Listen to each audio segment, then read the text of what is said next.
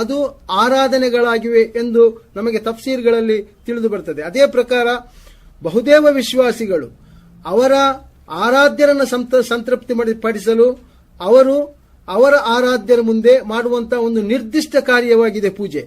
ಇಲ್ಲಿ ಈ ಆರಾಧನೆಯನ್ನ ಪೂಜೆಗೆ ಹೋಲಿಸಿದ್ದು, ಅದನ್ನು ಕೂಡ ಮತ್ತೆ ಕೂಡ ಅದನ್ನು ಸಮರ್ಥಿಸಿರುವುದನ್ನ ನೀವು ಅವರು ನೀಡಿದಂತಹ ಪ್ರತಿಕ್ರಿಯೆಯಲ್ಲಿ, ಅಂದರೆ ಪವಿತ್ರ ಸಂದೇಶದ ಈ ಸಂಚಿಕೆಯಲ್ಲಿ ನೀವು ಕಾಣಬಹುದಾಗಿದೆ.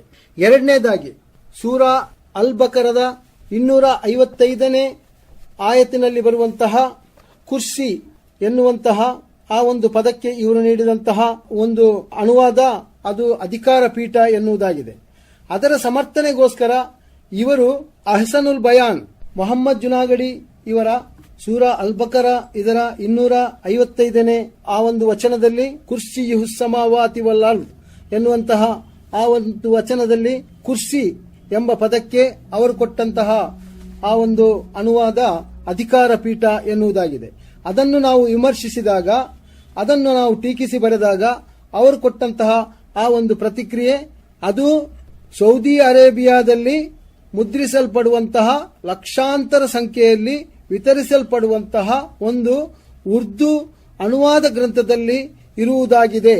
ಅದರಲ್ಲಿ ಅವರು ಅಲ್ಲಾಹನ ಪಾದಗಳನ್ನು ಇಡುವ ಸ್ಥಳವೆಂದು, ಮತ್ತು ಕೆಲವರು ಇಲ್ಮೆಂದು, ಕೆಲವರು ಕುದ್ರತ್ ಎಂದು, ಕೆಲವರು ಅಜ್ಮತ್ ಎಂದು, ಕೆಲವರು ಬಾದಶಾಹಿ ಎಂದು, ಮತ್ತು ಕೆಲವರು ಅರ್ಶ್ ಎಂದು ಅದನ್ನ ಮುರಾದ್ ಅಂದ್ರೆ ಅದನ್ನ ಹೇಳಿದ್ದಾರೆ ಎನ್ನುವಂತಹ ಮಾತನ್ನು ಅವರು ಹೇಳಿದ್ದಾರೆ. ಮಾತ್ರವಲ್ಲ, ಅವರ ಆ ಪ್ರತಿಕ್ರಿಯೆಯಲ್ಲಿ ಅದನ್ನ ಸ್ಕ್ಯಾನ್ ಮಾಡಿ ಹಾಕಿದ್ದಾರೆ.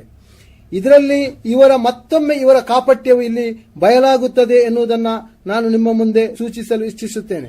ಏಕೆಂತ ಹೇಳಿದ್ರೆ, ನಿಜವಾಗಿ ವಾಸ್ತವದಲ್ಲಿ ಆ ಒಂದು ಪದಕ್ಕೆ ಅಹ್ಸನುಲ್ ಬಯಾನ್ನಲ್ಲಿ ನೀಡಿದಂತಹ ಆ ಒಂದು ಪ್ರತಿಕ್ರಿಯೆ 4 ಲೈನ್ನಲ್ಲಿ ಅಡಕವಾಗಿದೆ.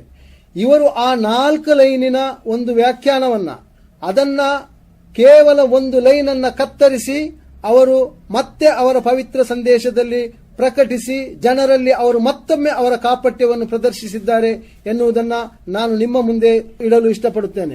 ವಾಸ್ತವದಲ್ಲಿ ಆ ಒಂದು ವ್ಯಾಖ್ಯಾನದಲ್ಲಿ ಉರ್ದು ಭಾಷೆಯಲ್ಲಿ ಏನಿದೆ ಎನ್ನುವುದನ್ನ ಮೊದಲು ನೋಡೋಣ. कुर्सी से बाज ने मौदा कदमैन कदम रखने की जगह, बाज ने इल्म, बाज ने कुदरत व अजमत, बाज ने बादशाही और बाज ने अर्श मुराद लिया है. ಇದಿಷ್ಟು ಅವರು ಪವಿತ್ರ ಸಂದೇಶದಲ್ಲಿ ನಮ್ಮ ಆರ್ಟಿಕಲ್ಗೆ ಅಥವಾ ನಮ್ಮ ಲೇಖನಕ್ಕೆ ಪ್ರತಿಕ್ರಿಯೆಯಾಗಿ ನೀಡಿದಂತಹ ಆ ಒಂದು ಸಂಚಿಕೆಯಲ್ಲಿ ಸ್ಕ್ಯಾನ್ ಮಾಡಿಕೊಟ್ಟಿರುವಂತಹ ಅಂಶ.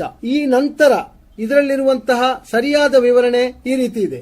लेकिन सिफात बारी ताला के बारे में मुहद्दिसीन और सलफ का ये मसलक है कि अल्लाह ताला की जो सिफात जिस तरह कुरान व हदीस में बयान हुई हैं, उनकी बगैर तावील और कैफियत बयान किए इन पर ईमान रखा जाए.